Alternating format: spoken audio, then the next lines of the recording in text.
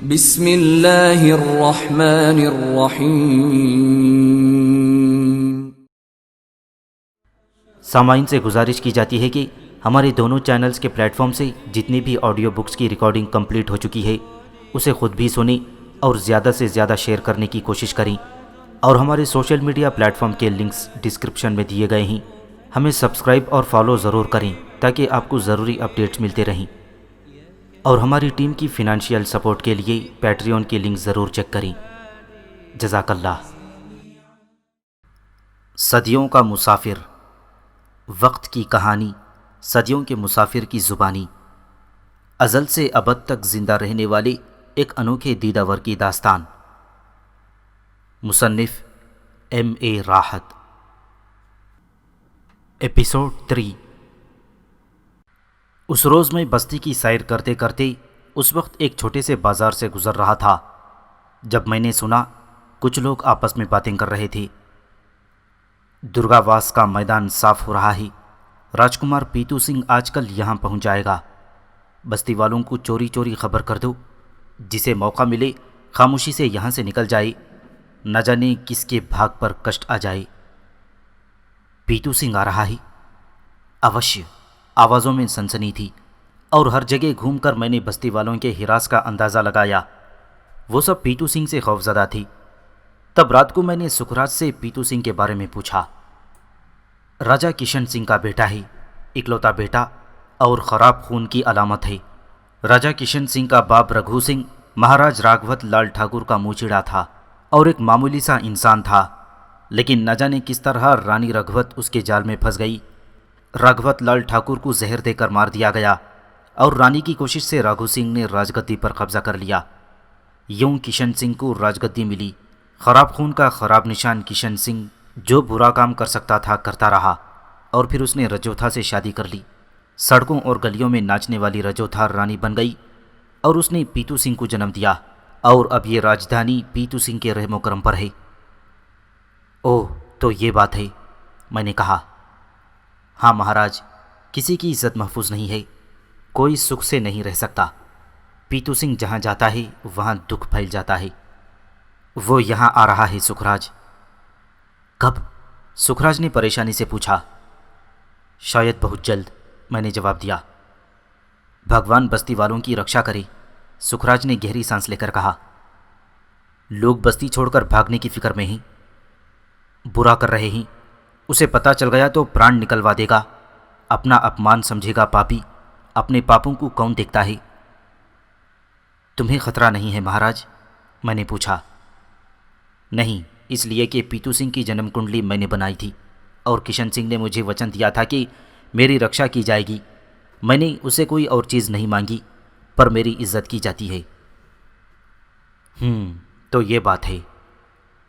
پھر بھی میں بستی والوں کے لیے پریشان ہوں، سکھراج نے کہا۔ میں خاموش ہو گیا تھا، لیکن پھر میں پیتو سنگھ کے انتظار میں مصروف ہو گیا۔ جس میدان کی بات کی گئی تھی میں نے اسے تلاش کر لیا۔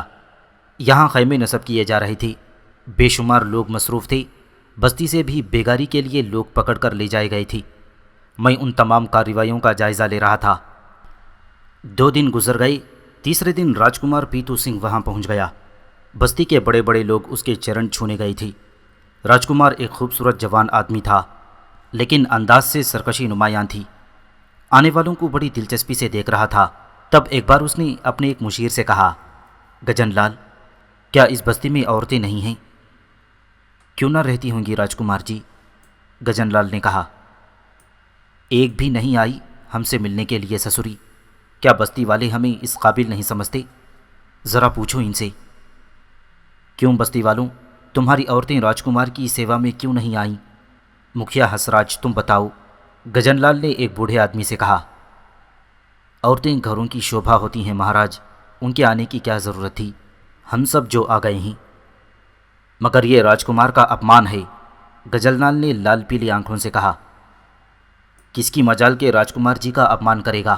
اگر راجکمار جی اسے اپنا اپمان سمجھ رہے ہیں تو کل ساری عورتیں سیوا میں توشیوں کے پھول لائیں گی، مکھیا نے جان بچانے کے لیے کہا، اور راجکمار کا منہ بن گیا تھا۔ وہ ان لوگوں سے اچھے انداز میں نہیں پیش آ رہا تھا۔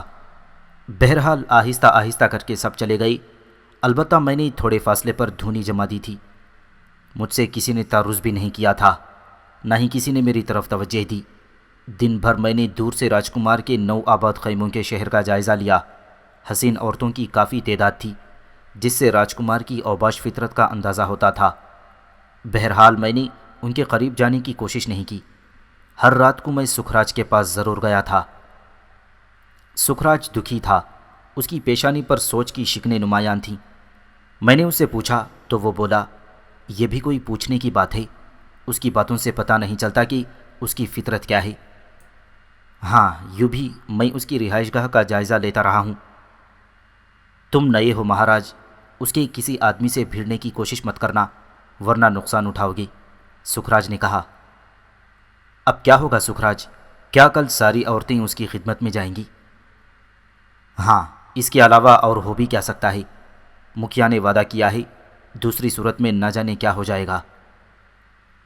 تم اس سے نہیں ملے سکھراج؟ میں نے پوچھا۔ ملا تھا، مگر اپنے بارے میں کچھ نہیں بتایا۔ یوں بھی وہ مجھے نہیں پہچانتا۔ میں نے اس کے بعد ان سے کبھی ملاقات نہیں کی۔ میں نے پرخیال انداز میں کہا، لیکن میں دل ہی دل میں بہت دور کی سوچ رہا تھا۔ میں نے برگد کے نیچے بیٹھ کر بہت سے فیصلے کیے اور پھر ان پر عمل پیرا ہونے کے لیے خیموں کے شہر کی جانب چل پڑا۔ خیموں کے شہر سے تھوڑی دور میں نے آسن جما لیا تھا اور جھاڑ جھنکار جما کر کے ان میں آگ لگا دی۔ شعلے کافی بلند ہو گئی تھی اور دھواں پھیل رہا تھا۔ تب چند آدمی میرے قریب پہنچ گئے اور ان میں سے ایک نے سخت لہجے میں کہا، اے سادھو مہاراج، یہ تم کیا کر رہے ہو؟ کیا تمہیں پتہ نہیں یہاں راجکمار پیتو سنگھ سدھارے ہیں؟ پتہ ہے مہاراج، مگر ہم سے انہیں کیا کام ہے؟ یہ آگ بند کرو، ورنہ کہیں ہم تمہیں اسی میں ڈال کر بھسم نہ کر دیں۔ اگر تمہارے راجکمار کو اسے کوئی فائدہ پہنچتا ہے تو ضرور ایسا ہی کرو بھائی، مگر آگ تو ضرور جلے گی، میں نے کہا، اور آنے والے آپے سے باہر ہو گئے۔ انہوں نے آگ کو تتر بتر کر دیا اور مجھے گالیاں دیتے ہوئے چلے گئے، لیکن میں نے چند ساعت کے بعد آگ دوبارہ روشن کر دی۔ اس بار وہ لوگ بڑے غیظ و غضب کا شکار ہو کر آئے تھے۔ ان میں سے بہت سو نے آگ پر پانی ڈال کر اسے بجھایا اور بعض نے مجھے پکڑ لیا۔ میں نے کوئی تعرض نہیں کیا۔ تب وہ لوگ مجھے لے کر خیموں کے شہر میں پہنچ گئی۔ ایک طرف سے سازوں کی آوازیں آ رہی تھیں، گھنگروؤں کی جھنکار بھی سنائی دے رہی تھی۔ مجھے ایک خیمے میں دھکیل دیا گیا اور ان میں سے ایک آدمی بولا، اگر رات بھر یہاں سے باہر نکلے تو میں اپنی موت کو آواز دے رہا ہوں بھائی، تم ادھر سے نکلو گے تو میں ادھر سے باہر نکل جاؤں گا۔ میں نے کہا، نکل کر دیکھو، یہ تلواریں تمہارے 2 ٹکڑے کر دیں گی۔ اور میں نے اطمینان سے خیمے سے باہر قدم رکھ دیا۔ ان میں سے ایک نے غصے سے تلوار سونت لی تھی، لیکن دوسرے نے اسے روکا۔ نہیں نہیں، ایسا مت کرو، ممکن ہے راجکمار کو یہ بات پسند نہ آئے، اسے راجکمار کے پاس لے چلو۔ اس سمے کیوں؟ شامت آئی ہے، اور کیا کیا جائے؟ چلو اسے راجکمار کے پاس لے چلو، وہ جو آگیا دیں گے۔ اور وہ لوگ مجھے پکڑ کر اس طرف لے گئے تھے جہاں ناچ رنگ ہو رہی تھی۔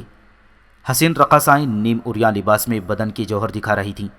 شراب کا دور چل رہا تھا۔ راجکمار بدمست تھا اور دوستوں کے ساتھ بیٹھا قہقہے لگا رہا تھا۔ مجھ پر نگاہ پڑی تو چونکا اور پھر ہاتھ اٹھا کر مجھے قریب لانے کا اشارہ کیا۔ مجھے گرفتار کرنے والے مجھے لیے ہوئے اس کے قریب پہنچ گئے۔ کیا ہو رہا ہے؟ یہ کون ہے اور کیوں پکڑ لائے ہو اسے؟ بڑا نٹکھٹ سادھو ہے مہاراج، آگ جلا رہا تھا، ہم نے منع کیا تو مانا اور دوبارہ آگ جلا دی۔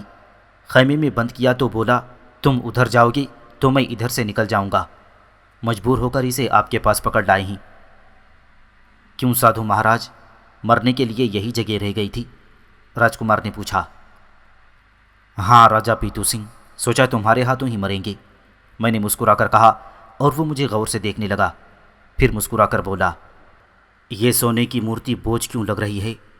بیٹھ جاؤ، چلو چھوڑ دو اسے، اور تم بھاگ جاؤ۔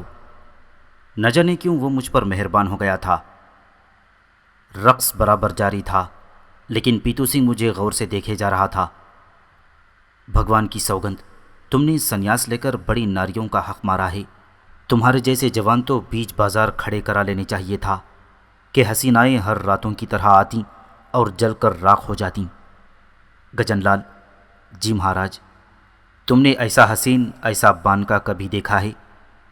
آپ کو دیکھنے کے بعد مہاراج کوئی اور نگاہ میں کہاں چڑھی، مگر سادھو واقعی خوبصورت ہے، اس کا بدن تو سونے کا معلوم ہوئے ہے۔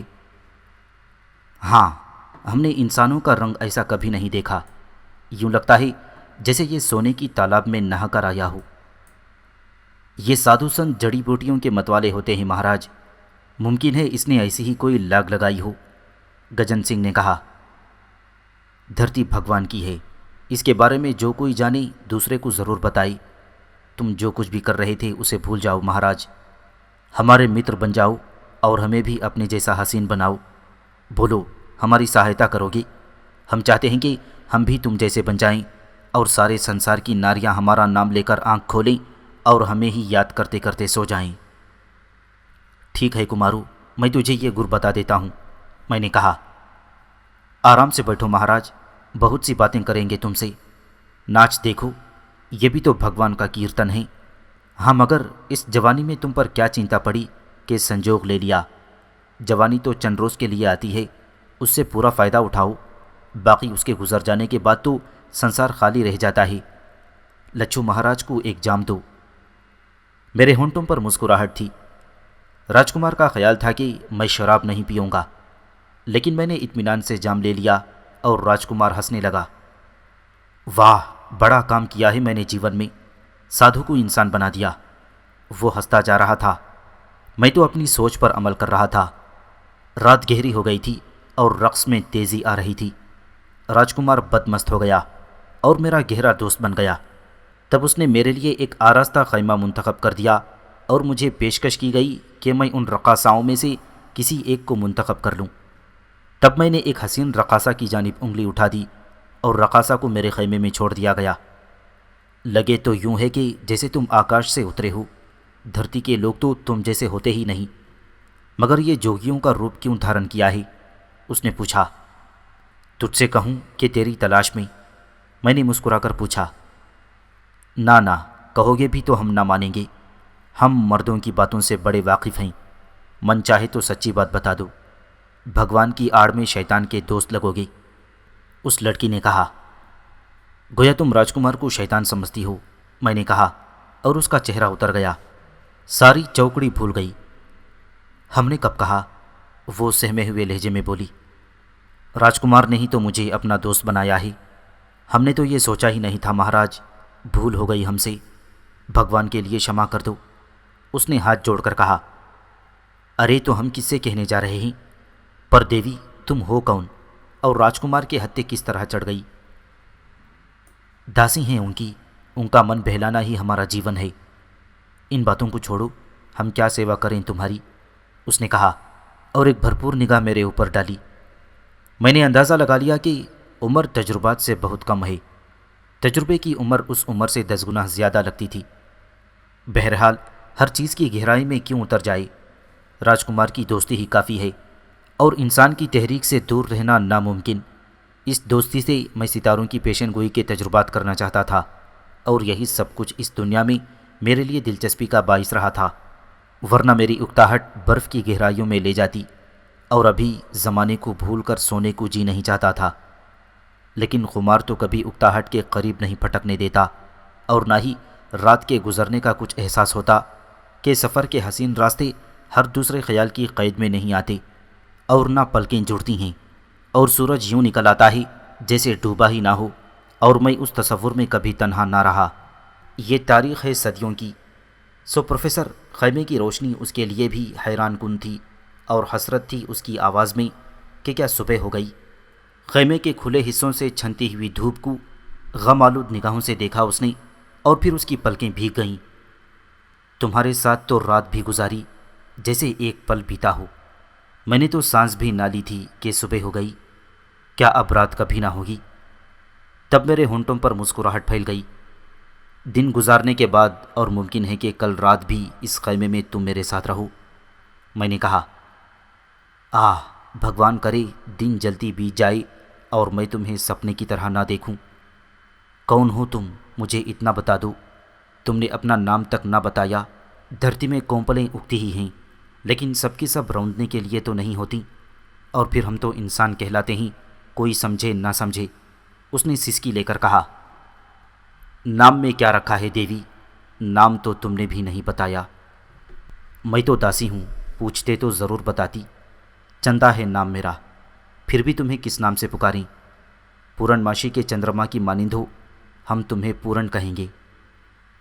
ضرور کہو، تاریخ اپنے آپ کو دہراتی ہے، میں نے جواب دیا۔ اور پھر وہ خیمے سے باہر نکل گئی کہ اشنان کا سمے تھا اور کسی داسی کو اجازت نہ تھی کہ وہ اپنی پسند کو ترجیح دے راجکمار کے بتائے ہوئے اصولوں پر۔ تب میں بھی باہر نکل آیا اور 2 سپاہی میرے خیمے کے سامنے موجود تھی۔ انہوں نے مجھ سے کہا کہ مجھے صبح کا بھوجن راجکمار کے ساتھ ہی کرنا ہے، اور ان کی آوازوں میں احترام تھا اور یہ معمولی بات نہ تھی۔ ضروری تیاریوں کے بعد میں راجکمار کے وسیع خیمے کے سامنے پہنچ گیا۔ اندر اس کے چند خاص آدمیوں کے سوا کوئی نہ تھا۔ راجکمار نکھرا نکھرا نظر آ رہا تھا۔ اس نے مسکراتی نگاہوں سے مجھے دیکھا اور اپنے قریب آنے کا اشارہ کیا، چنانچہ میں اس کے نزدیک بیٹھ گیا۔ بھگوان کی سوگند، صبح کو تمہارا خیال آیا تو میں نے خود کو نشے میں سمجھا تھا۔ میں نے سوچا تھا کہ نشے میں ہونے کی وجہ سے میرے حواس نے مجھے دھوکہ دیا ہے، لیکن دن میں تو تم رات سے بھی زیادہ سندر نظر آ رہے ہو۔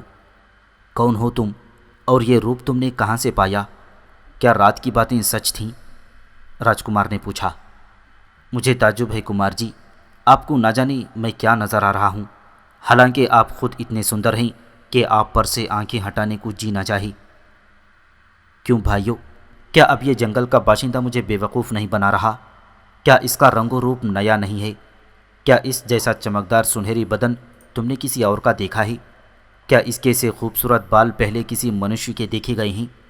اور اس کے جھوٹ بولنے کی ایک وجہ میری سمجھ میں آتی ہے، یہ نہیں چاہتا کہ اس جیسا روپ کسی دوسرے کو دے، پھر یہ اپنی سندرتا میں اکیلا رہے، مگر یہ ہمارے ہاتھوں سے بچ سکتا ہے؟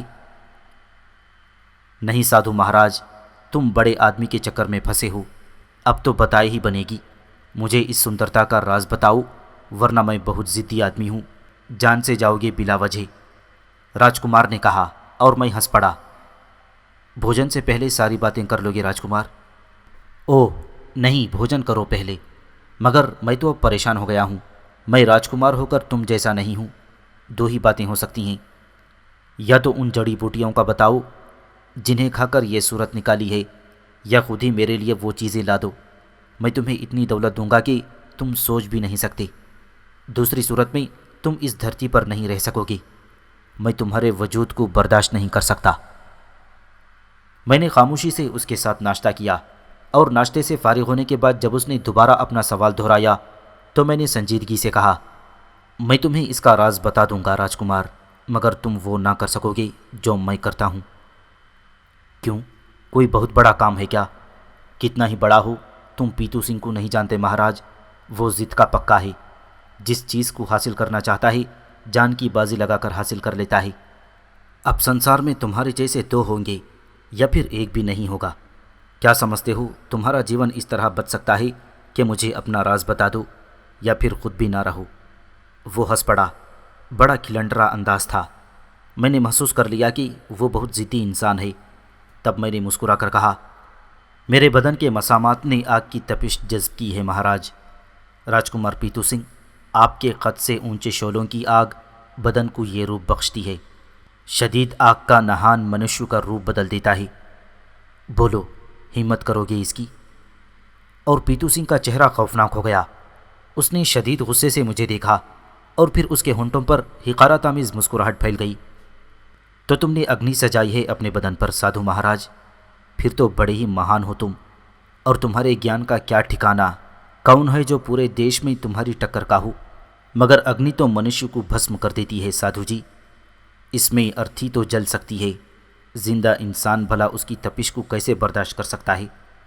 سو ایک ہی بات سمجھ میں آتی ہے، وہ یہ کہ تم جھوٹ سے کام لے رہے ہو اور پیتو سنگھ سے مذاق کر رہے ہو یا اسے ڈرا رہے ہو۔ پھر اس بات کو کیوں بھول گئے کہ تمہارے یہ سفید جھوٹ خود تمہاری جان کا جنجال بن سکتے ہیں؟ کیوں مہاراج، تم اپنے آپ کو ہمارے سامنے اگنی میں تپا سکتے ہو؟ ذرا ہم بھی تو دیکھیں کہ گیانی کے کیا کھیل ہوتے ہیں، اور وہ اگنی جو شریر کو جلانے کا کام کرتی ہے کیسے شریر میں سماتی ہے۔ گرفتار کر لو اس رنگ رسیے کو اور اس کے لیے اس کی پسند کی چتا تیار کر دو، اس نے ہماری حیثیت کو بھول کر بات کی ہے۔ راجکمار کا چہرہ غصے سے سرخ ہو گیا جسے ایک بار متر بنا لیتے ہیں پیتو سنگھ اس کے ساتھ برا سلوک نہیں کرتے۔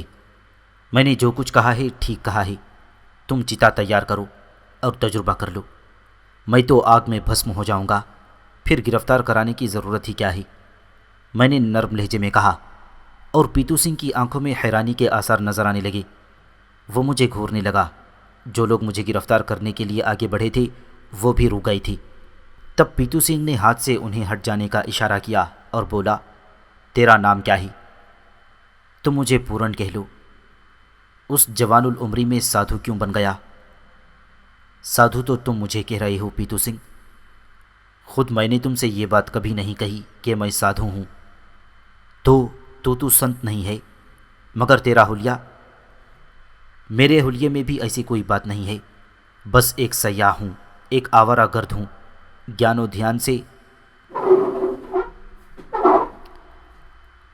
دھیان سے میرا کوئی تعلق نہیں ہے۔ اور تو نے اگنی کی جو بات کہی ہے، جھوٹ نہیں کہی مہاراج، تم چتا تیار کرا لو، تمہیں خود پتہ چل جائے گا۔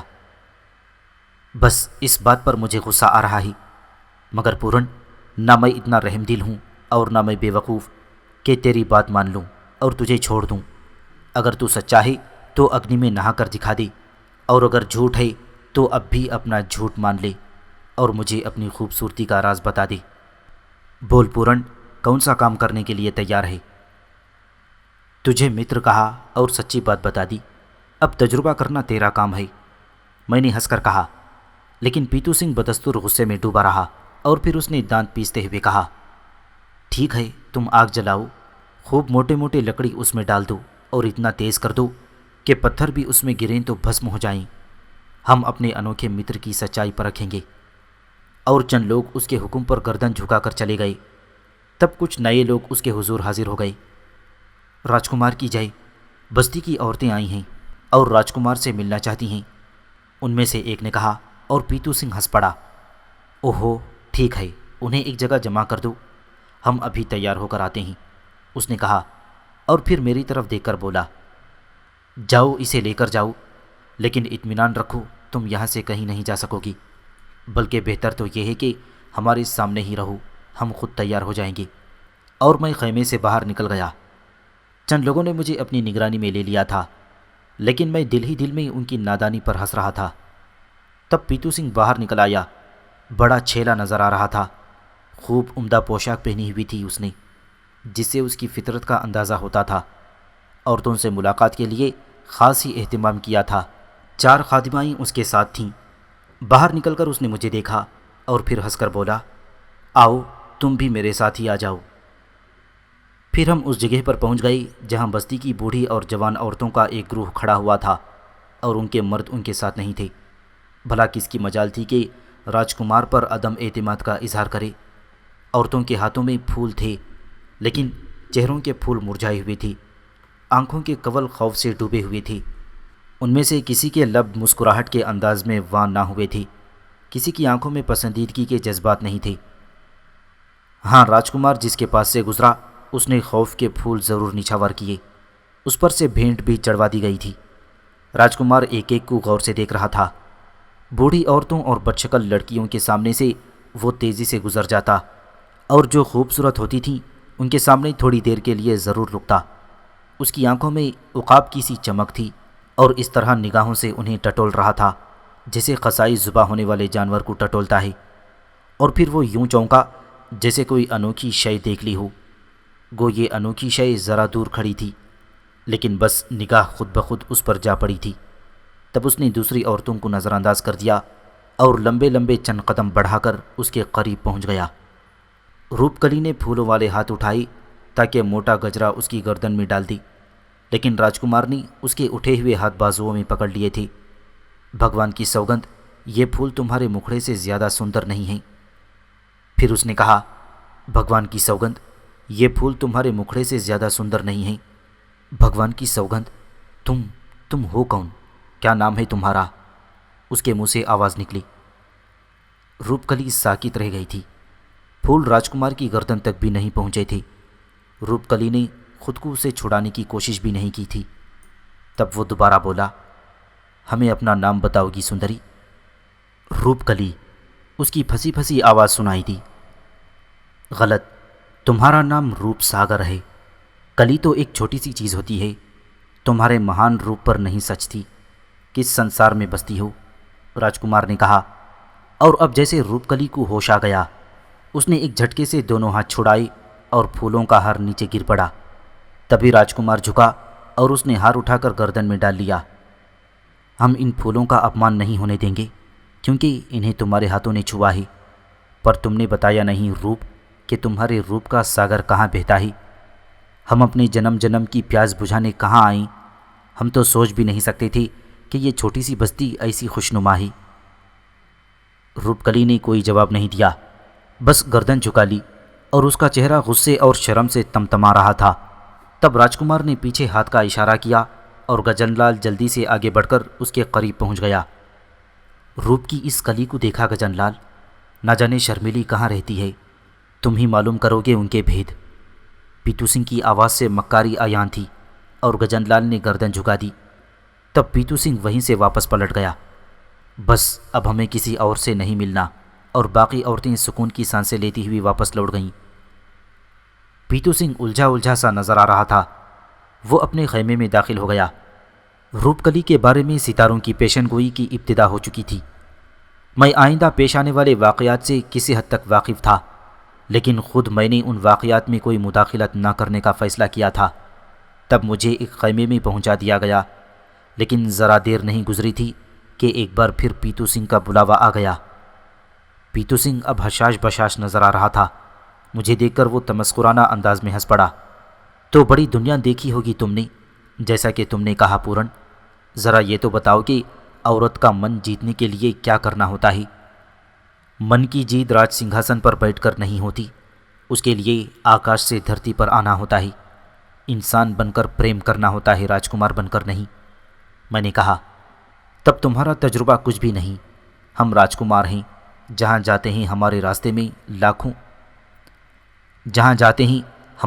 میں لاکھوں آنکھیں بچھی جاتی ہیں، کنواریاں ہمارے سپنے دیکھتی ہیں، اور جسے ہم مل جائیں وہ گویا سورگ پا لیتی ہیں۔ ہو سکتا ہے پیٹو سنگھ تمہارا تجربہ زیادہ ہو، میں نے کہا۔ بس ہمیں تمہاری سندرتا چاہیے۔ ہم چاہتے ہیں کہ کنواریاں ہمارا نام لے کر ستی ہو جائیں، جو ہمیں ایک بار دیکھ لے جیون بھر دوبارہ دیکھنے کی آرزو کرتا رہے۔ اس معاملے میں تم ہم سے زیادہ خوش نصیب ہو۔ ایک بار پھر ہم تمہیں زندگی کی دعوت دیتے ہیں، ہمیں اپنے رنگ میں رنگ دو۔ اگر میرے بس میں ہوتا راجکمار تو متر کہنے کے بعد میں تمہارے لیے یہ ضرور کرتا، لیکن میرے دوست بس آگ میں ہی یہ رنگ ہے۔ اگر تم آگ برداشت کر لو تو میرا دعویٰ ہے کہ یہ رنگ حاصل کر لو گے۔ تم ابھی تک وہی رٹ لگائے ہوئے ہو۔ کیا تم سمجھتے ہو کہ میں تمہارے اس نرم انداز پر رحم کھاؤں گا؟ آگ تیار ہو چکی ہے، اور جوں جوں تم ضد کر رہے ہو تمہاری موت قریب آتی جا رہی ہے۔ آؤ میں تمہیں دکھاؤں تمہاری ضد کا کیا انجام ہونے والا ہے۔ وہ اٹھ گیا۔ میں بھی اس کے ساتھ خیمے سے باہر نکل آیا تھا۔ میدان کے ایک سرے پر دھوئیں کے بادل بلند ہو رہے تھے اور خوب اونچے اونچے شعلے اٹھ رہے تھے۔ راجکمار نے اسی طرف کا رخ کیا تھا، اور جہاں تک تپش قابل برداشت تھی وہاں تک پہنچ کر رک گیا۔ تو یہ آگ تمہارے رنگ کو جلا بخشتی ہے کیوں؟ اب بھی سوچ لو، وقت ہے۔ ایک بات بتائیں راجکمار، اگر میری بات سچ ہوئی تو پھر میرے ساتھ کیا سلوک ہوگا؟ پوجا کریں گے ہم تمہاری، استاد مان لیں گے تمہیں، اتنا بڑا اوتار کہ جسے اگن بھی نہیں چلاتی، پھر تو تمہارے جیسا کوئی بھی نہیں ہوگا۔ تب پھر چلیں، اگر آگ کا رنگ چاہتے ہیں تو میرے ساتھ اندر چلیں۔ میں نے اسے دعوت دی اور آگے بڑھا۔ ابھی نہیں، آگ کو اور تیز ہو جانے دو۔ میں جانتا ہوں تم تمہاری ہتھیا پر تلے ہوئے ہو، پر میں تمہیں اس سے نہیں روکوں گا، وہ جھنجھلا کر بولا۔ اور پھر اس نے دوسرے لوگوں سے کچھ کہا۔ تھوڑی ہی دیر میں بہت سے لوگ آگ کے چاروں طرف جمع ہو گئے، اور راجکمار میرے چہرے کا جائزہ لینے لگا۔ ٹھیک ہے مہاراج، میرا خیال ہے اب وقت آ گیا ہے آپ کے دعوے کے ثبوت کا۔ جائیے اپنے اوپر رنگ چڑھائیے۔ ہاں یہ تو بتا دیں کہ آپ کی راکھ کہاں پھینکنی ہے، اس نے کہا، اور میں نے اب اسے مزید گفتگو کرنا مناسب نہ سمجھا اور آگ کی طرف بڑھ گیا۔ راجکمار کا خیال تھا کہ میں اب اس مذاق کو ترک کر دوں گا، لیکن جوں جوں میں آگے بڑھتا جا رہا تھا اس کا چہرہ حیرت کی تصویر بنتا جا رہا تھا۔ یہاں تک کہ میں آگ کے قریب پہنچ گیا اور اس وقت سارے خیالات اچانک میرے ذہن سے نکل گئے۔ میں یہ بھی بھول گیا کہ میں کسی کو مرعوب کرنے کے لیے کسی غسل آتش کا خواہش مند ہوں۔ آگ کی لطیف حرارت پا کر میرے بدن کے مسامات نے منہ کھول دیا تھا اور طلب کر رہے تھے وہ حرارت زندگی۔ سو میں آگ میں داخل ہو گیا اور لاتعداد لوگوں نے میرا تعاقب کیا تھا، لیکن اب یہ آوازیں میری سماعت سے باہر تھیں۔ میں تو کیف و سرور کی ان وادیوں میں پہنچ گیا تھا جہاں دوسری چیزوں کا گزر نہیں، لیکن دوسرے لوگ نہ جانے کیا کرنے لگے تھے۔ بس آوازیں ابھر رہی تھیں جو بظاہر بہت دور سے آ رہی تھیں۔ تیز آگ نے میرے وجود میں نئی زندگی ڈال دی تھی اور میرا رنگ و روپ جلا پا گیا تھا، لیکن بے وقوف لوگ آگ کے خلاف جنگ میں مصروف ہو گئے تھے اور ان کی مسلسل کوششوں نے حرارت میں کمی پیدا کرنا شروع کر دی۔ وہ آگ پر پانی ڈال رہے تھے اور چونکہ سب کے سب اس کام میں مصروف ہو گئے تھے، اس لیے آگ مدھم پڑتی جا رہی تھی۔ مجھے ان بے وقوفوں پر شدید غصہ آنے لگا۔ ابھی تو میری روح سیر بھی نہیں ہوئی تھی اور آگ صرف دھوئے میں بدلتی جا رہی تھی، یہاں تک کہ وہ اسے مکمل طور پر بجھانے میں کامیاب ہو گئی۔ لوگوں کے گروہ سمٹ آئے تھے بجھی ہوئی آگ کے نزدیک اور آنکھیں پھاڑ پھاڑ کر شاید میری جلی ہوئی لاش کو تلاش کر رہے تھے، لیکن جب انہوں نے میرے وجود کو متحرک دیکھا تو ان کی ڈری ڈری چیخیں ابھرنے لگیں۔ بہت سے کمزور دل تو اس ناقابل یقین واقعے کی تاب نہ لا کر بھاگ کھڑے ہوئے تھی۔ تب میں افسردہ سا آگ سے باہر نکل آیا اور میرا پورا بدن چمک رہا تھا، کندن کی مانند، اور حیرت سے منہ کھولے کھڑا تھا بے وقوف پیتو سنگھ۔ سو میں اس کے قریب پہنچ گیا اور ایک شخص کے نزدیک سے گزرتے ہوئے میں نے اس کا دوشالہ کھینچ لیا اور اسے اپنے بدن کے گرد لپیٹ لیا، کیونکہ میرا اپنا لباس آگ کی نظر ہو چکا تھا۔ آگ بجھانے کی کوشش کیوں کی گئی تھی؟ پیتو سنگھ، اگر یہ روشن رہتی تو میرے وجود کی چمک ناقابل دید ہوتی، لیکن میرا خیال ہے تمہاری تسلی ہو گئی ہوگی، میں نے اسے کہا، لیکن اس کی تو آواز ہی بند تھی۔ بمشکل تمام اس نے کہا، تو جادوگر ہے پورن، بہت بڑا جادوگر، ناممکن ہے بھگوان کی سوگند۔ نہیں پیتو سنگھ، وہ جادوگر نہیں ہے، ایک بوڑھے اور تجربے کار شخص نے کہا جو پیتو سنگھ کے نزدیک کھڑا تھا۔ سو پیتو سنگھ نے حیران نگاہوں سے اسے دیکھا۔ اگر جادوگر نہیں تو پھر یہ بھڑکتی آگ سے کیسے نکل آیا؟ جادو کے بارے میں تو تم بھی یہ بات اچھی طرح جانتے ہو پیتو سنگھ کہ خواہ وہ کتنا ہی بڑا کیوں نہ ہو، اگنی دیوی اس کا توڑ ہوتی ہے۔ آگ کا نہان ہر جادو کا توڑ ہے۔ نہیں، یہ جادوگر نہیں ہے، تو پھر یہ آکاش سے اترا ہوا کوئی دیوتا ہے۔ میں اس سے دور رہنا چاہتا ہوں، اسے میرے سامنے سے لے جاؤ۔ نہیں پیتو سنگھ، تو ہار رہا ہے، اب تو تجھے میری بات ماننا پڑے گی۔ تم نے کہا تھا کہ اگر میری بات سچی ہوتی تو مجھے تیری دوستی حاصل رہے گی، اور تو اب مجھ سے خوف کا اظہار کر رہا ہے۔ میں نے کہا، نہیں مہاراج، جیسا تم کہو گے ویسا ہی ہوگا۔ مہاراج کو احترام کے ساتھ لے جاؤ، اس کے لیے ایک بڑا خیمہ لگا دو، اور خبردار ان کی سیوا میں کوئی کمی نہ آ جائے، پیتو سنگھ نے کہا، اور مجھے ہنسی آنے لگی۔ پیتو سنگھ کے ہوش و حواس درست ہو گئی تھی، اور پروفیسر، میری انفرادیت نے مجھے بھرپور مدد دی کہ یہ تو صدیوں سے ہوتا آیا تھا۔ بڑے خیمے میں ضرورت زندگی کی ساری چیزیں مہیا کر دی گئی تھیں، اور جب رات ہوئی تو میں نے سابقہ رات کی حسین دوشیزہ چندرا کو طلب کر لیا۔ چندرا 16 سنگھار کی یہ ناز سے اٹھلاتی ہوئی میرے خیمے میں داخل ہو گئی۔ اس کی آنکھوں میں خوشیوں کا چراغاں ہو رہا تھا۔ جیسا کہ دوسرے کہتے ہیں کہ تم کوئی مہان دیوتا ہو، آکاش سے اترے ہو، یا پھر اتنے بڑے جادوگر ہو کہ اگنی کے پاس بھی تمہارے جادو کا توڑ نہیں ہے، سو جادوگر تو ہم بھی تمہیں مانتے ہیں کہ جب سے گئے ہیں ہم تمہارے پاس سے اتنے بیکل رہے ہیں کہ کسی پل چین نہ آیا تھا۔ پھر پیتو سنگھ پر تم نے کیا جادو کر دیا ہے؟ اس لڑکی نے پوچھا۔ کیوں، کیا وہ بھی بیکل ہیں؟ میں نے مسکراتے ہوئے پوچھا۔ پاگل ہو رہا ہے دیوانہ، مجھے پاس بلایا اور پچھلی رات کی کہانیاں پوچھیں۔ بولا، میں نے کوئی بات دیوتاؤں کی پائی، اب میں کیا کہتی نیردوئی سے، جل کر بھسم ہو جاتا، سو میں نے تھوڑا سا جھوٹ بول دیا۔ کیا جھوٹ بولا تم نے؟ میں نے پوچھا۔ میں نے تو یہی کہا کہ یہ پوتر ہے، بس ساری رات میں اسے کتھا سناتی رہی اور وہ جھومتا رہا، اس نے کہا اور ہنس پڑی۔ میں اس کی ہنسی کی نغمگی میں کھو گیا تھا۔ تو آؤ چندرا، آج کی رات بھی تم مجھے کتھا سناؤ اور ساری رات سناتی رہو۔ چندرا کی آنکھوں میں مسرتیں سمٹی ہوئی تھیں۔ اس نے مسکرا کر جذباتی انداز میں میرے کاندھے پر سر رکھ دیا اور اپنی محبت کا اظہار کرنے لگی۔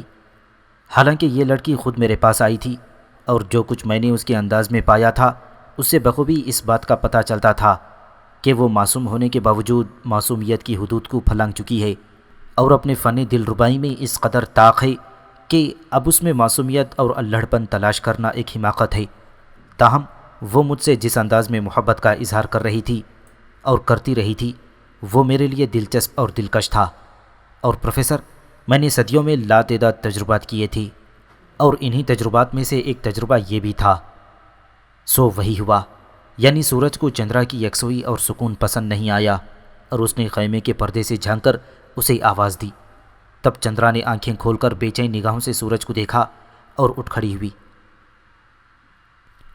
ہنگاموں کا دن شروع ہو گیا تھا، لیکن آج پیتو سنگھ نے اپنے ساتھ ناشتے پر مجھے طلب نہیں کیا تھا، بلکہ میرے لیے یہیں خیمے میں ناشتے کا عمدہ بندوبست کر دیا تھا جو بہت سے لوگ لے کر آئے تھے۔ میں اس کی وجہ بھی جانتا تھا۔ پیتو سنگھ اب مجھ سے خوفزدہ ہو گیا تھا، وہ میرے وجود کا قرب برداشت نہیں کر سکتا تھا۔ بہرحال میں بھی اس بات کی طلب نہیں کرتا تھا کہ اس کے قرب میں رہوں، چنانچہ ناشتے وغیرہ سے فارغ ہو کر میں باہر نکل گیا اور پھر میں نے بستی کا رخ کیا۔ بستی والوں کو شاہی خیمے کی کہانی معلوم نہیں تھی، ویسے اب میں ان کے لیے اجنبی بھی نہیں تھا، چنانچہ میں دیر تک بستی میں گھومتا رہا اور پھر میں نے اپنے دوست سکھراج کے گھر کا رخ کیا۔ سکھراج کے مکان پر اداسی چھائی ہوئی تھی۔ میں نے اسے آواز دی تو وہ دیوڑی سے باہر نکل آیا۔ اس کی آنکھوں میں کرب کے آثار تھی۔ مجھے دیکھ کر اس کے ہونٹوں پر پھیکی سی مسکراہٹ پھیل گئی۔ آپ بھی اس کا کوئی سندیش لائے ہیں مہاراج؟ کس کا سکھراج؟ پیتو سنگھ، سنا ہے آپ کے متروں میں شامل ہو گئے ہیں۔ پیتو سنگھ کا، سنا ہے آپ اس کے متروں میں شامل ہو گئے ہیں۔ میں اس کا کوئی سندیش نہیں لایا مہاراج، اگر آپ کو میری آمد بری لگی ہو تو چلا جاؤں گا، میں نے کہا۔ ارے نہیں مہاراج، آؤ اندر آ جاؤ۔ ہمارے من میں تو اندھیرے اتر آئے ہیں، برا سمے شروع ہو چکا ہے، وہ کالا دھبا اب زمین پر اتر آیا ہے مہاراج، اور ہمارے پاس اسے دور کرنے کا کوئی اپائے نہیں ہے۔ آپ اتنے پریشان کیوں ہیں سکھراج جی؟ میں اس کے ساتھ اندر داخل ہو گیا اور سکھراج نے مجھے بیٹھنے کے لیے جگہ پیش کی۔ تباہی نے آج سکھراج کے گھر کا رخ کیا ہے مہاراج، پیتو سنگھ کا سندیسی آیا تھا، سکھراج نے کہا۔ اوہ، کب آیا تھا؟ میں نے پوچھا۔ رات کو، اور آج پھر آنے کے لیے کہہ گیا ہے، سکھراج نے گہری سانس لے کر جواب دیا۔ کیا کہہ رہا تھا آپ سے پیتو سنگھ کا سندیسی؟ اس نے بتایا کہ پیتو سنگھ کو ہماری بیٹی روپ کلی بہت پسند آئی اور وہ ہمیں عزت دینا چاہتا ہے، کیا ہم یہ عزت قبول کریں گے یا ذلت اور رسوائی؟ میں نے اس سے پوچھا کہ ذلت اور رسوائی کا کیا مطلب ہے، تو اس نے کہا، پیتو سنگھ جسے چاہتا ہے حاصل کر لیتا ہے، اگر تم اپنی خواہش سے روپ کلی کو پیتو سنگھ کے کنیزوں میں داخل کر دو تو تمہیں مالا مال کر دیا جائے گا۔ تو تم خود سوچو کہ ہمیں مال و دولت کی کیا ضرورت ہے، ہماری آنکھوں کی جوت تو روپ کلی ہی ہے، روپ کلی کے بدلے میں ہم دولت کے ڈھیروں کا کیا کریں گے؟ ہر پتا کی سب سے بڑی خواہش یہی ہوتی ہے کہ اس کی بیٹی عزت کے ساتھ کسی گھر میں رہ جائے، اس کے پھیرے کرا دیے جائیں اور پتا اپنے فرض سے سبکدوش ہو جائے۔ لیکن جب اس کے علم میں یہ بات آئی کہ وہ ایک راکشس کے پاس جا رہی ہے اور وہ راکشس اسے بے عزت باندیوں کی طرح اپنے گھر میں ڈالے رکھے گا، تو پتا کے من کا جو حال ہوگا تم خود جانتے ہو۔ سکھراج کی آنکھوں سے آنسو بہنے لگے۔ میرے ذہن میں ایک ہلکی سی لہر آئی تھی، لیکن میں نے خود کو پرسکون کر لیا۔ ستاروں کی پیشن گوئی یہی تھی، تو اس میں مداخلت بیجا اور بے معنی ہو جائے گی، اور پھر یوں بھی میں ہر مسئلے میں اپنی مداخلت پسند نہیں کرتا تھا۔ چنانچہ میں نے سکھراج کی طرف دیکھتے ہوئے کہا، لیکن سکھراج، تم ایک باعزت آدمی ہو، اور جیسا کہ تم نے مجھے بتایا تھا کہ تم نے پیتو سنگھ کی جنم کنڈلی بنائی ہے اور پیتو سنگھ کا باپ تمہیں عزت اور احترام دیتا ہے، بلکہ تمہاری رکشا کا وچن بھی دے چکا ہے، تو تم اپنا حق کیوں نہیں استعمال کرتے؟ مہاراج، آپ نہیں سمجھتے، راجا کشن سنگھ اپنا وہ وچن بھول بھی گیا ہوگا، اور پھر پیتو سنگھ اس کا لاڈلا بیٹا ہے۔ آپ کے خیال میں کشن سنگھ کو پیتو سنگھ کی باتیں معلوم نہیں ہوں گی؟ کیا وہ اپنے بیٹے کے خلاف کوئی قدم اٹھائے گا؟ سکھراج نے پریشان لہجے میں کہا۔ میں گردن جھکا کر سوچنے لگا۔ پھر میں نے پوچھا، میں تمہارے لیے کیا کر سکتا ہوں سکھراج؟ کچھ نہیں مہاراج، ستاروں کی چال الٹی نہیں جا سکتی، میں اپنی بچی کی پیشانی سے وہ دھبا دور نہیں کر سکتا، میرا سارا علم بیکار رہا۔ مگر بابا میں اپنی پیشانی سے یہ دھبا ضرور دور کروں گی۔ دفتن اندر کے دروازے سے روپ کلی کی آواز سنائی دی اور ہم دونوں نے اس کی طرف دیکھا۔ روپ کلی کی آنکھیں سوجی ہوئی تھیں، یوں لگتا تھا جیسے وہ رات بھر روتی رہی ہو۔ تو یہ دھبا کس طرح دور کر سکتی ہے بیٹی؟ سکھراج نے روتے ہوئے کہا۔ میں ناری ہوں پاپا، تم نے ایک بار مجھ سے کہا تھا کہ شرم و حیا ناری کے وجود کی شوبھا ہوتی ہے، اس کی تقدیر کا فیصلہ ماتا پتا کرتے ہیں، ہردے کی بھاونا غلط راستوں پر لے جاتی ہے اور منشیہ اپنی خواہش پر ایک جہاں کی خواہشوں کا خون کر دیتا ہے۔ بولو بابا، یہ کہا تھا نا تم نے؟ کہا تھا میری بچی، سو میں نے یہ بات گرہ میں باندھ لی۔ میں بھی عورت ہوں بابا، میرا من بھی مچلا، پر میں نے آپ کی بات کی گرہ نہ کھولی۔ بابا آپ کے پاس کیا جواب ہے اگر پتا بھی ناری کو عزت کا جیون نہ دے سکے؟ بابا اب آپ کے پاس کیا جواب ہے؟ اگر پتا بھی ناری کو عزت کا جیون نہ دے سکے تو وہ کیا کرے؟ اور سکھراج پھوٹ پھوٹ کر رو پڑا تھا۔ رو نہیں بابا، میں نے کہا نا، جو تم نہیں کر سکے وہ میں کروں گی۔ تو اس راکشس کا کیا بگاڑے گی بیٹی؟ اے بھگوان، میں کتنا بے بس ہوں، میں کیسا پاپی ہوں۔ سکھراج روتا رہا اور میں ان دونوں باپ بیٹی کے درمیان سے اڑ گیا۔ میں ان کی پریشانی میں اضافے کا باعث نہیں بننا چاہتا تھا۔ میرے ذہن میں بہت سے خیالات سر ابھار رہے تھے۔ کبھی دل چاہتا تھا کہ ان لوگوں کے معاملات میں مداخلت کروں، پھر یہ بھی سوچتا تھا کہ ستاروں نے جو پیشن گوئی کی ہے وہ غلط تو نہ ہوگی، چنانچہ مجھے اس سلسلے میں کوئی اقدام نہیں کرنا چاہیے، اور یہی میں نے بہتر سمجھا، اور اس وقت تو دل بھی نہ چاہا کہ پیتو سنگھ کی طرف جاؤں، چنانچہ بستی کی سیر کو نکل گیا۔